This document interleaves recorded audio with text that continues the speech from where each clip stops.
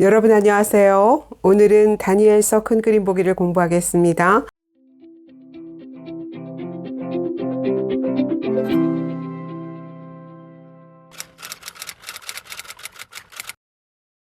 다니엘서는 뒷부분에 난해한 환상이나 난수표 같은 숫자들이 주는 어려움 때문에 현대의 독자들에게 그 본연의 힘과 아름다움을 다 발휘하지 못하는 것 같습니다.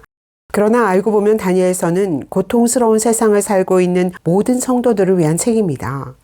악이 지배하는 세상에서 성도는 어떻게 살아야 하는가? 라는 물음에 답하는 책이죠. 이 책에 기록된 사건들의 연대는 느부갓네살이 예루살렘을 침공한 여호야김 왕 3년, 주전 605년부터 바벨론이 멸망한 직후인 페르시아의 고레스 왕 3년, 주전 536년까지 약 70여 년의 기간입니다. 그러나 정작 다니엘서가 초점을 맞추고 있는 것은 그보다 훨씬 후대의 사건입니다.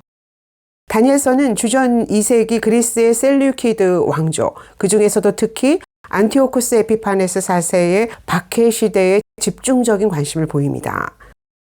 신구약 중간사를 공부해 보신 분들은 아시겠지만 안티오쿠스는 돼지고기를 제물로 드리게 해서 성전 예배를 더럽히고 여호와의 성전에 다니엘서가 멸망케 하는 가증한 것이라고 부르는 제우스 신상을 세워서 하나님을 모독했던 최악의 왕이죠.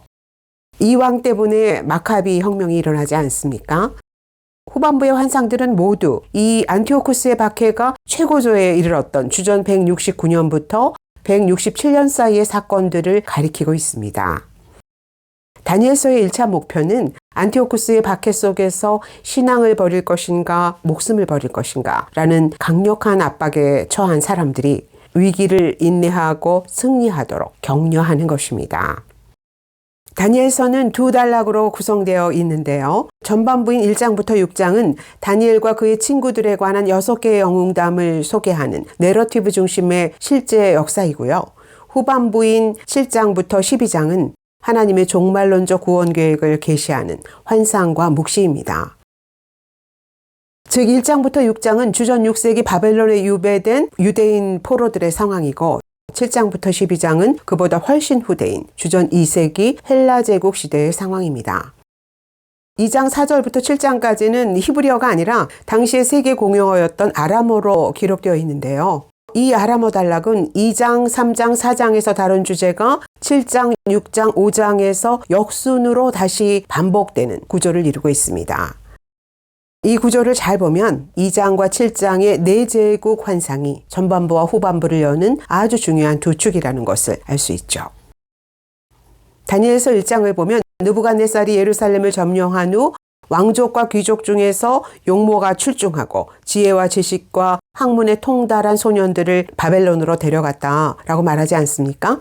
그때 뽑혀갔던 유다 최고의 금수저들, 최고의 엘리트의 용모까지 아름다웠던 그 미소년들 그룹에 다니엘과 그의 세 친구들이 끼어 있는 것입니다. 다니엘이 에스겔보다 먼저 1차 포로로 끌려간 거죠.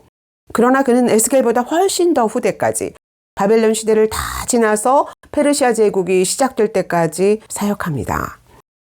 다니엘은 뛰어난 명철과 총명뿐 아니라 꿈과 환상을 해석하는 특별한 능력으로 바벨론의 모든 박수와 술사와 예언자들을 총괄하는 왕궁 선지자로 발탁되어서 바벨론 왕궁에서 활동합니다. 메대의 다리오 왕 때는 전국을 통치하는 세 총리 중에서 가장 뛰어난 인재로 인정을 받고 왕과 국사를 논하는 고위 공직자가 되죠. 이방 나라 왕궁의 고위 공직자로 등극하는 디아스포라 성공기라는 점에서 창세기의 요셉 이야기나 에스더서와 아주 흡사합니다. 다니엘서를 흘러가는 가장 강력한 목표는 다니엘의 하나님은 온 세상의 하나님이시다 라는 것을 선포하는 것입니다. 잔혹한 박해 속에서 고통받고 있는 성도들에게 그리고 하나님 나라에 도전하는 온 세상을 향해서 하나님은 모든 신들의 신이시고 모든 왕의 주제시며 지극히 높으신 이이시다 라고 선포하는 것이죠. 그래서 다니엘서는 하나님 나라와 인간의 나라, 하나님의 주권과 인간의 주권, 지상의 권력과 천상의 권력을 여러 방식으로 대조합니다. 온 세상의 주제이신 다니엘의 하나님이 모든 지상 권력과 악한 통치자들의 운명을 결정하신다라는 강력한 메시지로 한쪽으로는 핍박받고 있는 당대의 독자들을 격려하고 다른 한쪽으로는 온 세상에 하나님의 절대 주권을 선포하는 것입니다.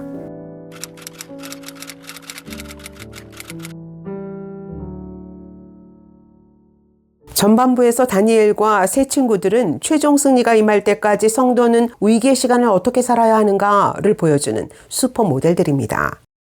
1장 이야기는 유명한 이야기죠. 이 이야기의 핵심은 다니엘이 뜻을 정했다라는 것입니다. 바벨론이 유대 소년들에게 바벨론화 재교육 프로그램을 시작하면서 왕의 진미를 먹을 수 있는 엄청난 특혜를 제공했는데 다니엘이 자기를 더럽히지 않기로 뜻을 정하고 그 특별 메뉴를 거절했다는 것입니다. 왕의 진미를 먹는 게 왜 그를 더럽히는 일인지를 밝히는 것은 그리 중요하지 않습니다. 이 이야기의 핵심은 다니엘이 자신의 정체성을 예리하게 구별했다라는 것에 있습니다. 못 이기는 척하면서 왕의 특혜를 누릴 수도 있었는데 위험을 무릅쓰고 자기 정체성을 예리하게 구별하는 선택을 한 것이죠. 결과는 여러분이 잘 아시는 것처럼 다니엘의 승리입니다. 이 이야기는 일개 포로에 불과한 다니엘이 어떻게 대바벨론 제국의 왕 앞에서 제국의 미래사를 논하는 뛰어난 지혜자로 발탁될 수 있었는지를 설명하는 역할을 합니다. 다니엘은 세상 권력으로부터 오는 특혜를 누리는 대신 예리한 정체성으로 스스로를 엄격하게 구별했어요. 그때 천상의 권력으로부터 바벨론 최고의 고수들보다 10배나 더 뛰어난 지혜와 총명을 받고 바벨론 땅에서 유일하게 왕의 꿈을 해석할 수 있는 특별한 지혜자가 된 것이죠. 그것이 다니엘의 승리의 비결입니다. 드디어 2장에서 다니엘이 바벨론 왕의 무대에 서서 하나님이 느부갓네살의 꿈에 보이시고 자신에게 알게 하신 거대한 신상의 수수께끼를 풀어내기 시작합니다. 그는 4가지의 재료로 만들어진 사람 모양의 신상을 세계사에 차례로 등장할 4왕국으로 해석하고 그 신상에 발을 쳐서 무너뜨린 뜨인 돌의 나라를 모든 인간 왕국 위에 세워질 영원한 하나님 나라로 해석합니다. 가장 큰 이슈는 뜨인 돌에 무너지는 4째 나라가 누구냐는 것이죠. 후대의 학자들은 다니엘이 본 4왕국을 바벨론, 페르시아, 그리스, 로마로 보기도 하고 또는 바벨론, 메데, 페르시아, 그리스로 보기도 합니다. 그리스도의 나라가 로마 제국 시대에 시작된다는 점에서는 전자가 설득력이 있죠. 그러나 후반부의 환상들이 주로 4째 왕국의 작은 뿔에 집중하는데 그 작은 뿔의 가장 강력한 후보가 그리스의 안티오쿠스 4세라는 점에서는 후자가 훨씬 더 설득력이 있습니다. 그러나 4째 왕국의 정체를 밝히는 것보다 훨씬 더 중요한 것은 이 환상이 주는 메시지입니다. 이 환상은 다니엘의 하나님은 세계사를 통치하시는 모든 신들의 신이시요 모든 왕의 주제시다. 인간의 나라는 흥망성쇠를 거듭할 것이지만 그분이 세우실 영원한 나라는 망하지도 그 국권이 다른 백성에게 돌아가지도 않는다 라고 말하고 있습니다. 아무리 지상의 권력이 역사를 지배하는 것처럼 보여도 인간 제국의 운명은 하나님이 결정하신다. 그러니 지극히 높으신 이의 통치를 믿으라 라고 당대 청중들을 격려하고 있는 것이죠. 3장과 6장의 이야기는 하나님을 버릴 것인가 목숨을 버릴 것인가 라는 절대절명의 물음에 답을 주는 역할을 합니다. 이 이야기에서 다니엘과 세 친구는 승전국의 신 앞에 무릎 꿇어야 하는 패전국의 대표입니다. 세 친구는 승전국의 왕으로부터 금신상에 절하라는 명령을 받고 다니엘은 왕 외에는 어떤 신에게도 기도하지 말라는 명령을 받습니다.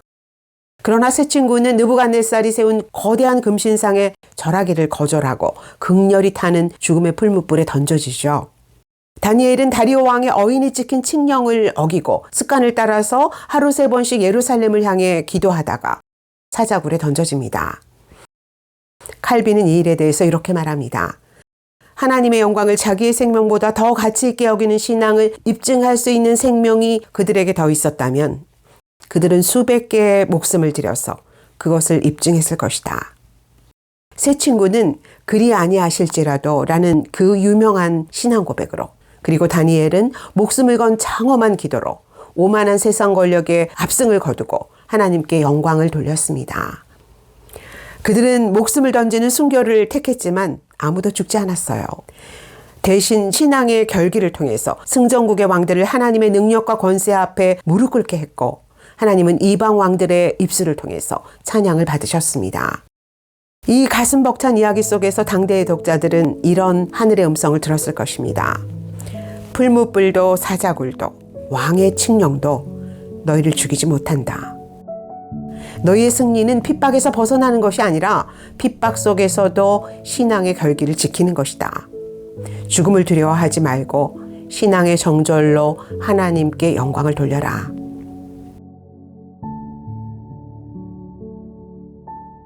사장과 5장의 두 왕 이야기는 땅의 교만한 권력자들을 낮추시고 심판하시는 지극히 높으신 이의 절대 주권을 보여줍니다. 느부갓네살은 권력의 정점에서 하늘 꼭대기까지 교만했지만 짐승처럼 비춰내져서 야수처럼 7대를 지내는 심판을 받은 후에 누가 진정한 왕인지를 깨닫고 하나님의 주권을 찬양합니다. 그는 지극히 높으신 이의 영원한 권세를 깨달은 후에 총명과 왕권을 돌려받은 왕의 모델입니다. 그러나 벨사살은 회개할 기회가 없는 왕의 모델이에요. 벨사살의 화려한 연회장을 발칵 뒤집어 놓은 그 신비로운 손가락 글씨는 끝났다, 끝났어. 달아보니 함량 미달이네. 둘로 쪼개질 거야. 라는 의미입니다. 하나님이 벨사살의 시대를 끝내시고 그의 나라를 둘로 쪼개실 것이라는 예고죠. 그러나 그는 하나님의 저울에 달려서 가벼움이 드러나고도 여전히 마음을 낮추지 않고 하나님을 비웃다가 그날 밤에 바로 최후를 맞습니다. 벨사살은 안티오쿠스의 운명을 예고하는 최악의 모델입니다. 이 두 왕 이야기는 교만한 인간 권력 아래서 신음하는 땅의 성도들에게 이런 메시지를 주고 있습니다. 땅의 권세는 지극히 높으신 이의 권세에 도전할 수 없다. 하나님은 교만한 세상 군왕들을 끌어내리시고 저울에 달아보시고 자기의 뜻대로 제국의 운명을 결정하신다. 세상 왕을 세우시고 패하시는 하나님의 권세를 믿고 핍박에 무릎 꿇지 말라. 후반부인 7장부터 12장은 묵시문학의 금자탑 또는 구약의 요한계시록으로 불리는 전형적인 묵시문학 단락입니다. 꿈과 환상, 많은 상징들과 70일의 한때와 두때와 반때, 1290일 같은 난해한 숫자들 때문에 읽기를 포기하게 되는 단락이죠. 그러나 이 환상들은 수수께끼 같은 신비한 숫자의 비밀을 완벽하게 풀어보라고 주신 게 아닙니다. 이 환상들의 가장 중요한 목표는 짓밟힐 일이 어느 때까지 읽고 이 놀라운 일의 끝이 어느 때까지냐라고 묻고 있는 사람들을 격려하는 것입니다. 그래서 이 환상들의 초점은 뚜렷하게 다니엘이 본 네 번째 짐승, 넷째 나라에서 나오는 작은 뿔에 집중되어 있습니다. 11장은 그 작은 뿔의 오만과 자기신격화, 신성모독 사건들을 상세히 기록하고 있습니다. 다니엘서의 마지막 관심은 이 잔혹한 폭군 안티오쿠스의 종말을 선고하고 지극히 높으신 이의 거룩한 성도들에게 부여될 영광을 선포하는 것입니다. 다니엘서는 이렇게 결론을 내립니다. 멸망케 하는 가증한 것을 세워 성소를 더럽히고 비상한 말로 신들의 신을 대적한 비천한 왕은 권세의 절정에서 죽을 것이다. 그러나 지극히 높으신 이의 성도들은 그분의 영원한 나라와 권세와 영광을 받을 것이다. 지혜 있는 자는 궁창의 빛같이 빛날 것이요. 많은 사람을 옳은 대로 돌아오게 한 자는 별과 같이 영원토록 빛날 것이다. 바꿔 말하면 끝나지 않는 고통은 없다. 끝나지 않는 것은 불멸하는 빛처럼 높은 곳에서 영원히 타오르게 될 성도의 영광이다 라는 것이죠. 그것이 다니엘서의 마지막 장이 고통받고 있는 모든 성도들에게 주는 위대한 도전입니다. 21세기의 성도는 예수 믿고 세례를 받으면 꽃다발을 받지만 다니엘서의 성도들은 신앙을 위해 목숨을 걸어야 했습니다. 그 가혹한 핍박이 그들이 다니엘서를 가슴 절절히 읽을 수 있었던 이유입니다. 이 시대의 가장 큰 핍박은 핍박이 없는 핍박인지도 모릅니다. 그것이 오늘의 성도들을 차지도 덮지도 않게 하는 가장 큰 위기인지도 모릅니다. 오늘의 성도들에게 정말로 필요한 것은 무섭게 깨어 있어야 하는 더 예리한 정체성입니다. 더 예리하게 말씀을 깨닫고 더 예리하게 뜻을 정하고 더 예리하게 왕의 진미를 거절할 수 있는 날카로운 정체성이 필요합니다. 다니엘서는 그런 사람을 지극히 높으신 이의 성도라고 부릅니다. 지극히 높으신 이의 성도는 하늘의 비밀을 본 자입니다. 하늘의 비밀을 본 자는 어떤 위협 속에서도 땅의 권세가 아니라 하늘의 권세만을 경배합니다. 그것이 다니엘이 세상의 삶에서도 성공하고 성도의 삶에서도 성공한 승리의 비결입니다. 그 승리의 영적 비결을 배워서 하늘의 비밀을 본 자의 삶으로 하나님께 영광 돌리는 여러분 모두가 되시기를 예수 그리스도의 이름으로 축복합니다. 할렐루야.